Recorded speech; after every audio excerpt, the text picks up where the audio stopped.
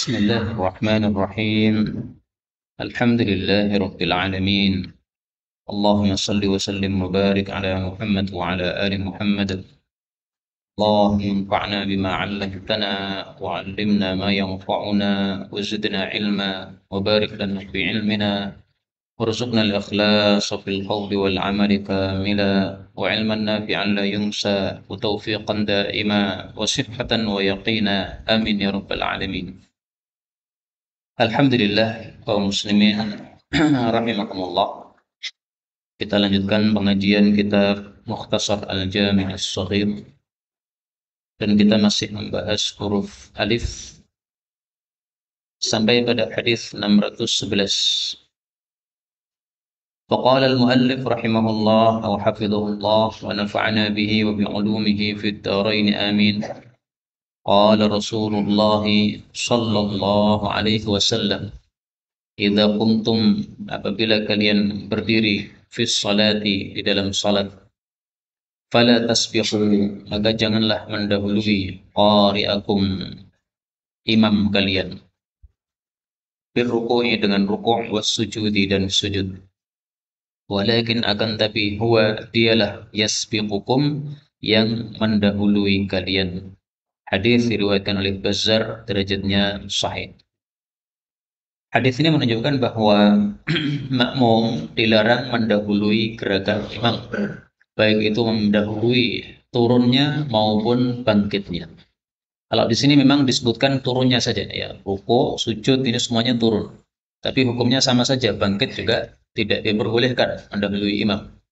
Karena memang imam itu diadakan untuk diikuti, sebagaimana sabda Nabi Shallallahu Alaihi Wasallam, Innama ju'ilal imam liyutamma bih.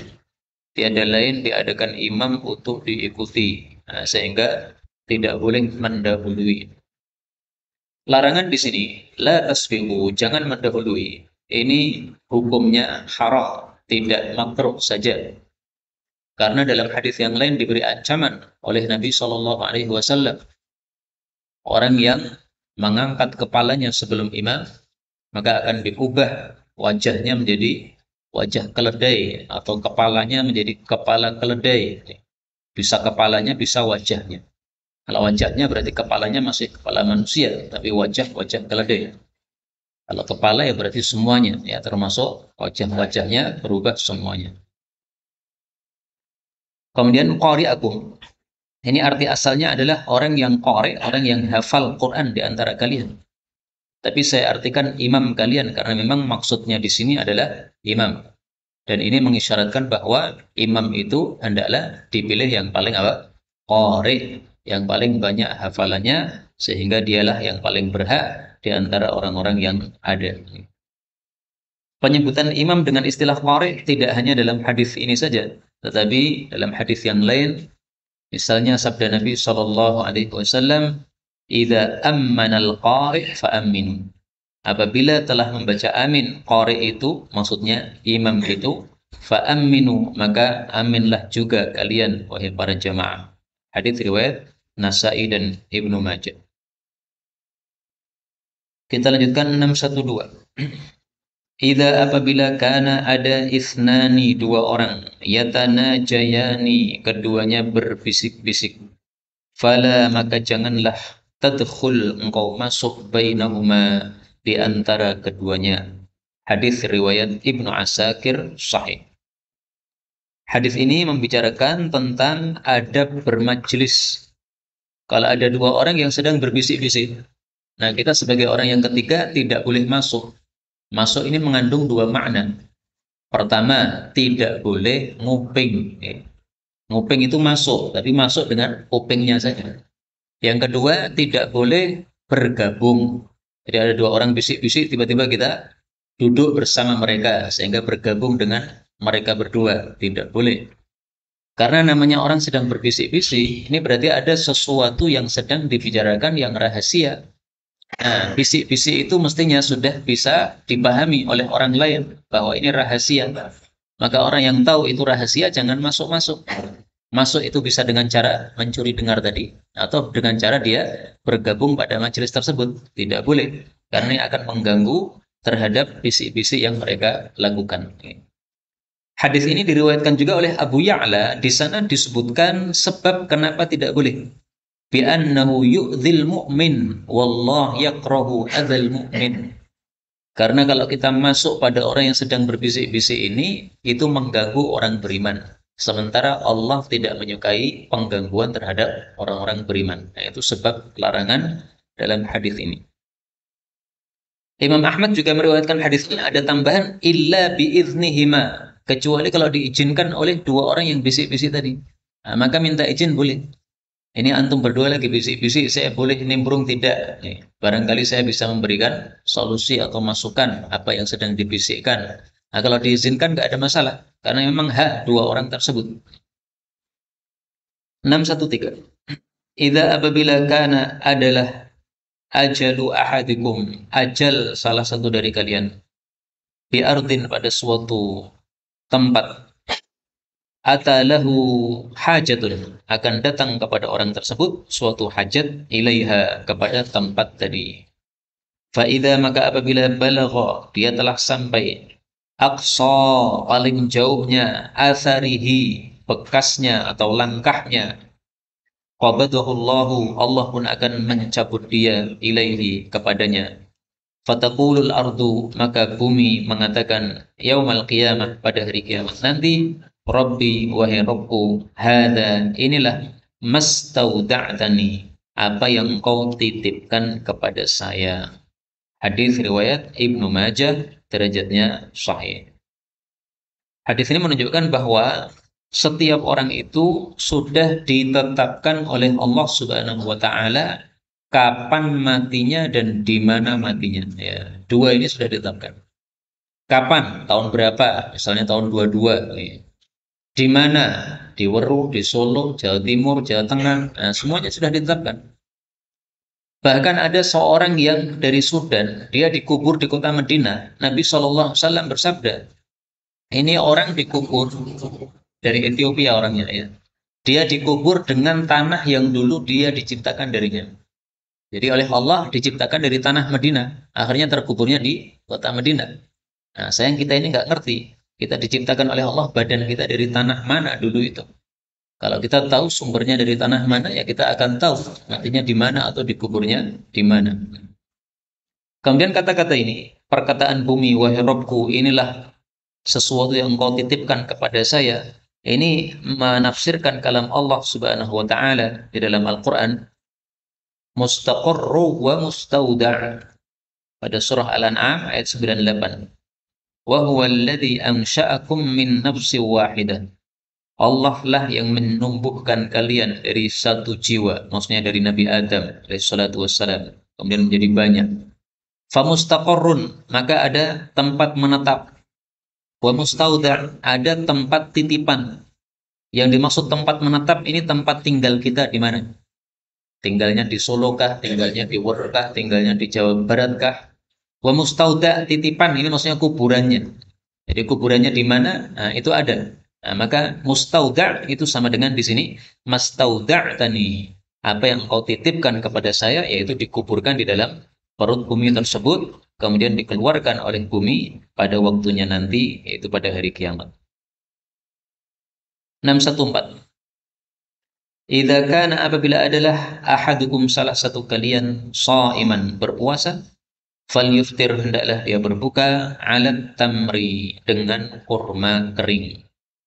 Fa illam yajid, maka jika dia tidak mendapati at-tamra, kurma kering, fa'alal ma, maka dengan air, maksudnya air putih, ma'ul qarah. Fa innal ma, karena sesungguhnya air putih itu tahurun, mensucikan. Bukan suci ya, tapi apa? Mensucikan. Hadis riwayat Abu Dawud sahih.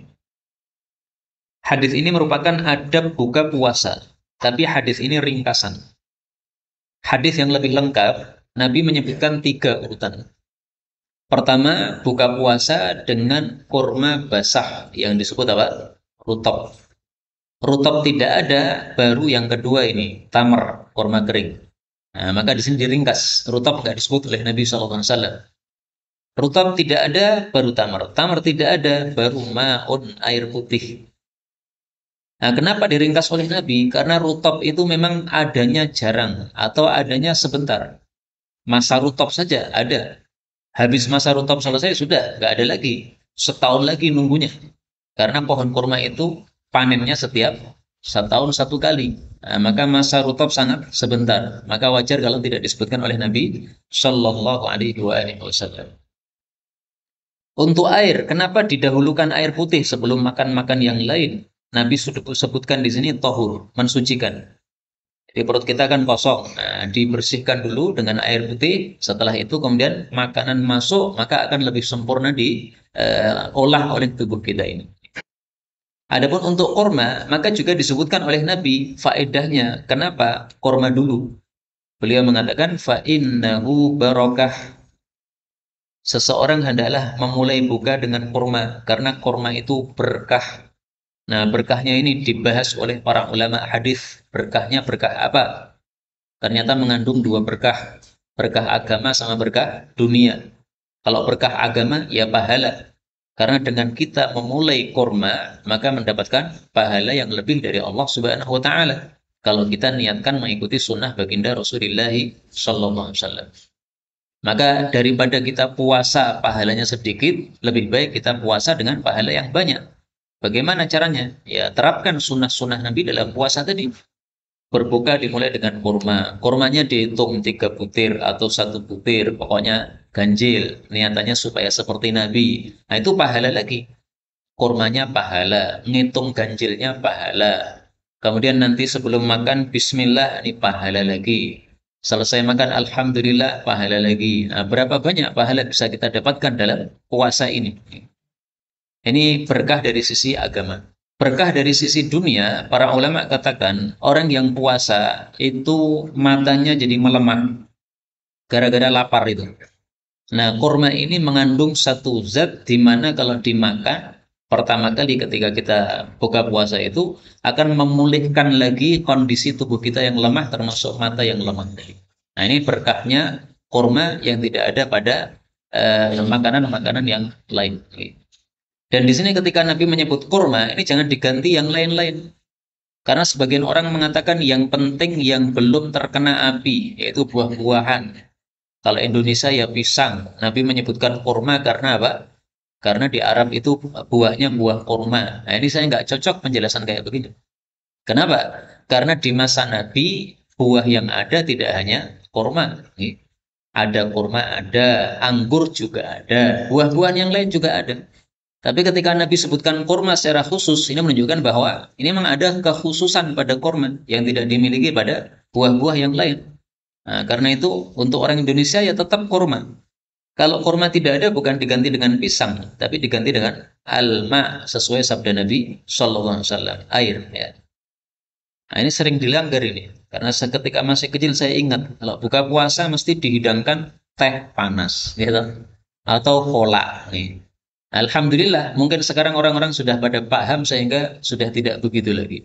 Dulu-dulu saya masih ingat waktu TPA itu selalunya buka puasa itu pasti teh panas itu yang pertama. Nggak pernah kok kurma gitu nggak pernah. Kurma nanti diberikan di rumah, tapi di masjid-masjid yang saya dulu ikut nggak ada kurma. Baik, kita lanjutkan 615. Idza apabila kana adalah ahadukum salah satu kalian faqiran miskin falyabda maka hendaklah dia memulai binafsihi terhadap dirinya sendiri. Fa in kana maka jika adalah fadlun ada sisa fa'ala iyalih maka untuk keluarga keluarganya tanggungannya ya anak sama istrinya. Fa in kana fadlun apabila ada sisa fa'ala di qarabati maka untuk kerabat-kerabatnya. Fa in kana fadlun kalau ada sisa lagi fahuna wa hahuna maka ke sana dan ke sini yaitu sedekah ke kanan dan ke kiri. Hadis riwayat Imam Muslim. Maksud hadis ini adalah kalau Allah memberikan rizki kepada kita, maka siapa yang lebih dahulu kita kasih? Kata Nabi, binafsih, ya kamu sendiri. Kamu itu bukan milik kamu. Kamu itu titipan dari Allah. Jadi kita punya tubuh ini bukan milik kita. Ini titipan dari Allah. Maka harus dirawat. Dirawat bagaimana? Ya dikasih makan. Maka kalau ada rezeki ya kita mulai dengan diri kita sendiri. Kalau sudah cukup baru keluarga. Keluarga sudah cukup baru kerabat. Bedanya apa keluarga dengan kerabat? Kalau keluarga di sini maksudnya yang wajib untuk dinafkahi. Itu yang disebut iyal. Ya. Anak itu wajib dinafkahi. Istri wajib dinafkahi. Adapun yang dimaksud kerabat ini yang tidak wajib dinafkahi. Ya. Pak D, Mbok D, sepupu dan sebagainya, baik yang kerabat maupun apa, yang mahram maupun yang tidak mahram. Nah, kalau kerabat sudah, baru kemudian yang lain-lain. Dari sini diambil pelajaran bahwa untuk memberikan nafkah atau mengeluarkan nafkah itu disesuaikan dengan urutan kewajiban. Yang lebih wajib didahulukan. Jangan sampai seperti Abu Sufyan dulu. Dia pelit kepada anak istrinya, tetapi kepada rekan-rekannya dermawannya bukan main. Akhirnya istrinya terpaksa maling dalam tanda petik dari harta suaminya. Karena kalau tidak ngambil dari harta suaminya nggak cukup untuk makan dalam satu hari 3 kali. Nah, sehingga diizinkan oleh Nabi SAW untuk mengambilnya. Seperti itu bukan sikap yang benar karena mendahulukan orang lain daripada keluarganya sendiri. Maka hadis ini semakna dengan hadis yang lain, di mana Nabi Shallallahu Alaihi Wasallam bersabda,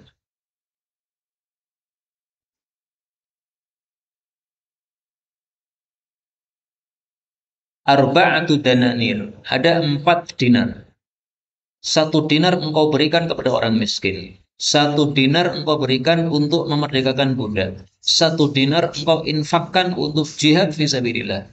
1 dinar lagi engkau infakkan untuk keluargamu. Afdaluha alladhi anfaqtahu ala ahlik. Yang paling utama adalah yang engkau nafkahkan kepada keluargamu. Maksudnya apa ini? Maksudnya ini yang wajib fardu ain. Maka yang fardu ain lebih ditekankan, lebih didahulukan. Ada 4 dinar, satunya untuk orang miskin, satunya untuk keluarga. Nah, untuk orang miskin ini sunnah. Kalau untuk keluarga ini hukumnya wajib. Nah, maka itulah yang paling afdal menurut sabda Nabi Shallallahu Alaihi Wasallam. Ini bukan berarti hendaklah semua harta diberikan keluarga, bukan ya. Tapi maksudnya yang lebih wajib itulah yang didahulukan. 616. Idza apabila kana adalah ahadukum salah satu kalian fis syamsi pada matahari, maksudnya di bawah sinar matahari, faqala sa lalu lenyap anhu darinya adzillu naungan, wasara dan menjadilah ba'duhu sebagian dia fidzilli pada naungan, wa ba'duhu dan sebagian yang lain fisyamsi pada terik matahari, falyakum maka adalah dia berdiri, yaitu meninggalkan tempat tersebut. Maksud hadis ini adalah kalau kita duduk dan kita berteduh dari sinar matahari, atau kita duduk, kita terkena seluruh tubuh kita sinar matahari.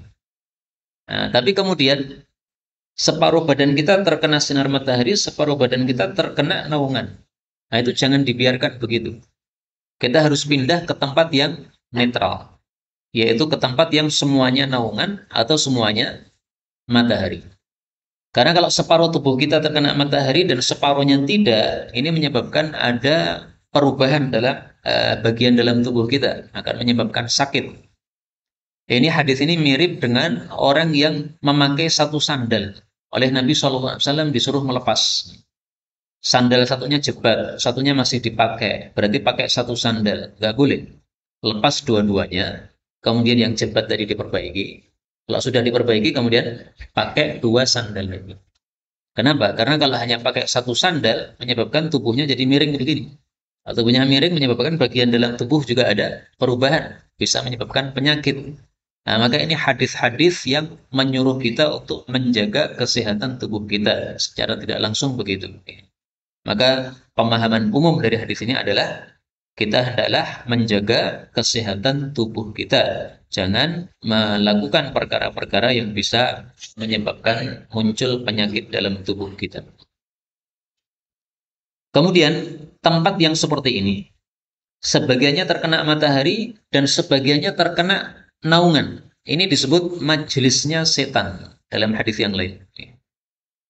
Majlisu asyaitan. Rasul Shallallahu Alaihi Wasallam bersabda, Rasulullah naha melarang ayyujlas, bahwasanya seseorang duduk bainad dhihi wadh-dhilli, di antara terik matahari dengan naungan. Jadi maksudnya separuhnya naungan, separuhnya di bawah terik matahari. Tidak boleh. Wa qala, beliau mengatakan majlisus syaitan, itu majlisnya setan, ya begitu. Apa makna majlisus syaitan? Nah, mari kita lihat penjelasan para ulama. Ai maksudnya huwa maq'adun. Dia tempat duduknya setan. Artinya dia duduk di situ. Adhafal majlis ilaih. Rasulullah menisbatkan tempat duduk tadi kepada setan li'annahul ba'its 'alal qu'udi fihi. Karena setanlah yang menyuruh seseorang untuk duduk di tempat tersebut. Wal qu'ud fihi idzaka mudir. Sementara duduk di tempat tersebut itu memadarati tubuh. Li'annal insan, dan seterusnya. Nah, jadi setan itu suka kalau manusia ini tidak sehat badannya. Nah, sehingga oleh setan disuruh kamu duduk di situ aja. Nah, ketika dia duduk di situ jadi tidak sehat. Kalau tidak sehat tidak bisa ibadah. Nah, maka setan itu musuh bebuyutan bagi para manusia, ya, menginginkan bahwa manusia ini menjadi tidak sehat badannya supaya tidak bisa ibadah kepada Allah Subhanahu wa taala. Nah, kalau kita membaca hadis-hadis seperti ini, kita jadi ngerti bagaimana sumulnya atau sempurnanya agama Islam ini. Segala masalah dibahas oleh Islam. Masalah kesehatan dibahas, masalah makan dibahas, masalah tidur dibahas, masalah minum dibahas, maka masalah menafkahkan harta dibahas, semuanya dibahas. Mana ada agama yang seperti ini selain Islam? Nggak ada sama sekali. Nah, sehingga para sahabat Nabi itu bangga dengan ajaran Nabi SAW. Salman Al-Farisi diajak, kamu itu diajari nabimu segala sesuatu, sampai masalah beol juga diajari. Nah, maka Salman malah bangga. Ya seperti itulah ajaran Nabi Sallallahu Alaihi Wasallam. Semua diajari adab-adab oleh Nabi Sallallahu Alaihi Wasallam. 617. Idza apabila kana adalah ahadukum, salah satu kalian, fis salati, di dalam salat, fala yarfa', maka janganlah dia mengangkat basarahu, matanya, ilas sama, ke langit. An, khawatir bahwasanya, yaltami'a, menjadi buta, basaruhu, matanya tersebut. Hadis riwayat Ahmad sahih. Hadis ini menunjukkan bahwa ketika sedang sholat tidak boleh kita mengangkat mata kita ke arah langit, ke atas nggak boleh. Hukumnya di sini haram. Dari mana tahu haramnya? Dari ancaman. Di sini diancam yaltami, matanya bisa buta. Sesuatu yang sampai diancam keras seperti ini menunjukkan bahwa perbuatannya haram, tidak hanya makruh. Kalau makruh tidak sampai diancam jadi buta, nggak sampai. Ini disepakati oleh para ulama untuk masalah mengangkat kepala atau mengangkat mata ke arah langit ketika sholat, ya, fis sholat, di dalam sholat. Adapun kalau di luar sholat, ketika kita sedang berdoa, boleh nggak mengangkat ke arah langit begini? Nah, di sini diperselisihkan oleh para ulama rahimahumullah taala. Mayoritas ulama berpendapat kalau di luar sholat tidak ada masalah, karena tidak ada larangan dari Nabi Sallallahu Alaihi Wasallam. Bahkan kita temukan ayat yang menunjukkan bolehnya hal tersebut. Qad nara taqalluba wajhika fis sama. Qad nara, kami sudah melihat taqalluba wajhika fis sama. Bolak-baliknya wajahmu ke arah langit. Artinya Nabi Muhammad SAW nunggu-nunggu wahyu datang dari langit.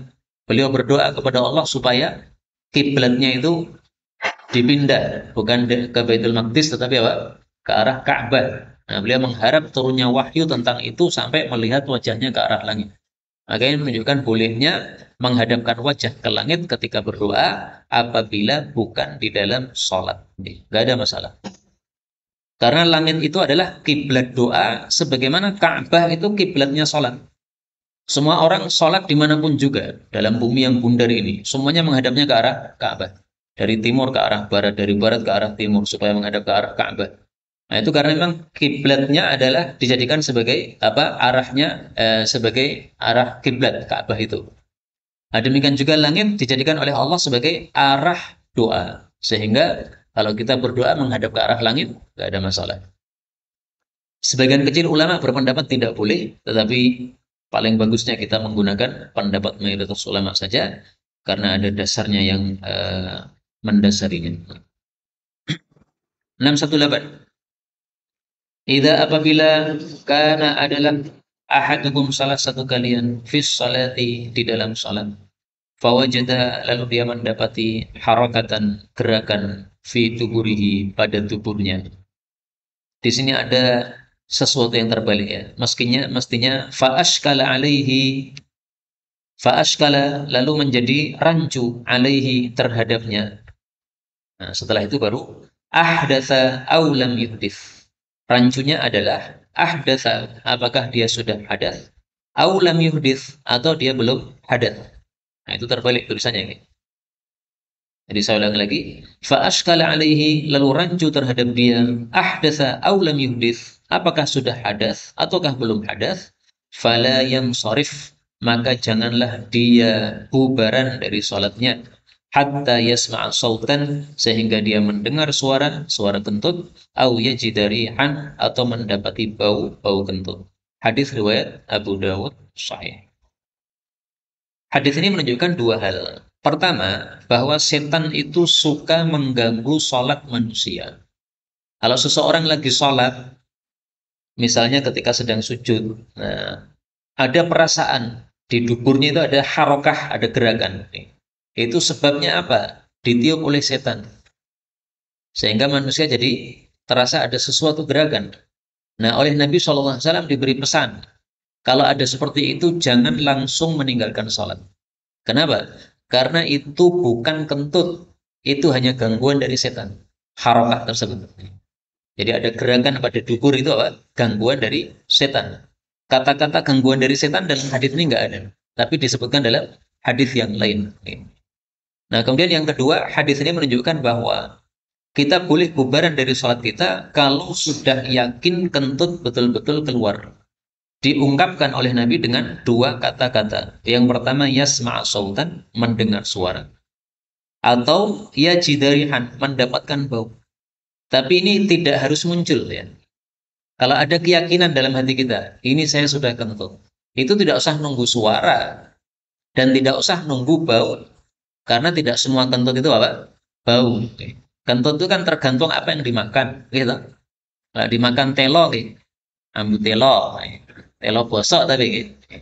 Nah, yang dimakan tidak banyak, maka juga yang keluar juga tidak terlalu berbau. Nah, maka yang dimaksud di sini intinya adalah yakin tidak keluar kentut. Kalau yakin keluar, maka silahkan untuk meninggalkan tempat karena sholatnya sudah batal. Dari hadis inilah para ulama membuat kaidah. Kaidahnya sangat terkenal. Kaidah fikih mengatakan al-yaqin la yazulu bisyakki. Sesuatu yang yakin tidak bisa dilenyapkan dengan sesuatu yang meragukan. Orang sholat kan berarti sudah wudhu toh. Ini berarti sudah yakin dia suci. Ketika ada gerakan pada duburnya, itu meragukan. Nah, itu jangan sampai yang meragukan mengalahkan yang meyakinkan. Meyakinkan inilah yang harus diikuti, sementara yang ragu-ragu dianggap tidak ada sama sekali. Termasuk kalau panjenengan pengajian seperti ini. Selesai pengajian, panjenengan ragu-ragu, sudah kentut atau belum tadi. Nah, yang yakin apa? Yang yakin ya sudah wudhu. Tadi sholat maghrib sudah wudhu. Ketika selesai pengajian lupa apakah sudah kentut ataukah belum kentut, maka masih mengikuti hukum asal sebelum pengajian tadi, yaitu sudah wudhu. Tetapi memang lebih bagusnya kalau kita ragu-ragu, paling bagus kita apa? Berwudhu. Paling bagusnya. Kenapa?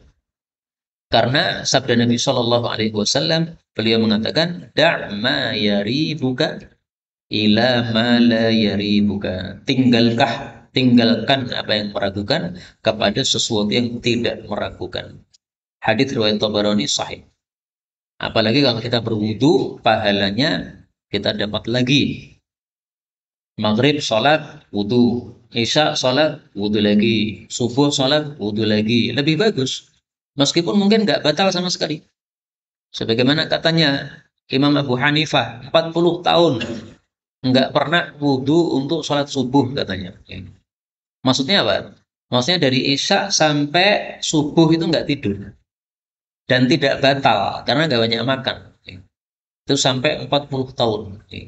Anggap itu benar, anggap loh ya. Tapi saya tidak yakin benar. Mosok sakit 40 tahun rangan tut belas sampai apa? Dari Isya sampai subuh. Betul yakin belas cerita-cerita gitu nih. Anggaplah itu benar. Nah, itu tetap lebih utama kalau kita wudhu lagi.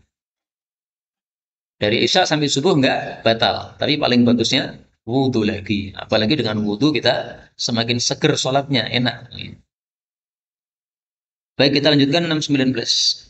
Idza apabila kana adalah ahadukum salah satu kalian fi salatin di dalam salat, fa innahu maka sesungguhnya dia yunaji rabbah bermunajat kepada Rabbnya. Falyanzur maka adalah memperhatikan ahadukum masing-masing kalian ma yaqul apa yang dia ucapkan fi salatihi dalam salatnya. Wala dan janganlah tarfa'u mengeraskan aswatakum suara-suara kalian fatudu maka mengganggu al-mu'minin orang-orang beriman. Hadis riwayat Baghawi sahih. Hadis ini menunjukkan dua hal. Pertama, salat itu hendaklah memperhatikan ngomong apa. Jadi salat itu kita harus sadar kita lagi ngomong apa. Kalau salat itu kita sadar ngomong apa, insya Allah salatnya bisa khusyuk. Tapi kalau tidak sadar lagi ngomong apa, nah inilah penyebab salatnya tidak khusyuk. Nah, maka salat hendaklah kita tahu maknanya. Allah mengatakan dalam Quran, la taqrabus shalah wa antum sukara. Jangan salat dalam kondisi mabuk. Nah, mabuk ini ada dua macam kata para ulama. Satu mabuk dari minuman keras, dua mabuk dari sebab ngantuk sehingga nggak paham apa-apa, ngomong apa nggak paham. Kemudian yang kedua, hadis ini menunjukkan bahwa kalau ada yang sholat itu jangan dikeraskan suaranya. Karena kalau mengeraskan suara akan mengganggu orang-orang yang sholat. Ini seringkali dilanggar oleh orang-orang yang ngobrol-ngobrol di masjid padahal banyak yang masih sholat. Nah, jangan begitu. Nih. Kalau mau ngobrol di luar saja. Ya, di luar tidak mengganggu orang-orang yang sedang sholat di dalam masjid. 620 idza kana al-amul muqbil apabila datang tahun yang akan datang sumna kami akan puasa yaumat tasi' hari ke-9 maksudnya hari 9 bulan Muharram. Hadis riwayat Abu Dawud, hadisnya sahih. Hadis ini merupakan dalil disunahkannya puasa Tasu'a sebelum Asyura. Ya, Asyura tanggal 10 Muharram, Tasu'a berarti tanggal 9 Muharram. Kenapa Nabi mengatakan seperti ini? Karena Nabi diberitahu, ya Rasulullah, kita ini puasa Asyura. Yahudi juga puasa Asyura.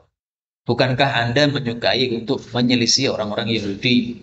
Nah, maka Rasulullah menjawab, baiklah, tahun depan kalau kita masih hidup, kita puasa Tasu'a. Maksudnya puasa Asyura plus puasa Tasu'a. Jadi jangan salah paham ya. Sumna yaumat tasi', kami puasa tanggal 9, bukan 9 tok, bukan. Maksudnya 9 plus 10. Karena itu puasa Asyura ada 4 tingkatan. Yang paling utama puasa Asyura 3 hari, 9, 10, 11. Di bawahnya lagi tanggal 9 sama tanggal 10 seperti dalam hadis ini. Di bawahnya lagi tanggal 10 sama tanggal 11. Di bawahnya lagi yang paling rendah puasa Asyura yaitu tanggal 10 saja. Boleh, nggak ada masalah. Meskipun itu menyerupai Yahudi, nggak ada masalah. Kenapa? Karena niatan kita bukan untuk menyerupai Yahudi. Kita melakukan puasa Asyura, niatannya mengikuti Nabi Muhammad SAW. Itu sama dengan memelihara jenggot. Orang-orang Yahudi juga banyak yang jenggotnya panjang. Nah, terus gimana ini? Apakah jenggot kita potong? Enggak. Jenggot tetap dipanjangkan, tapi niatannya mengikuti sunnah Rasulullah SAW.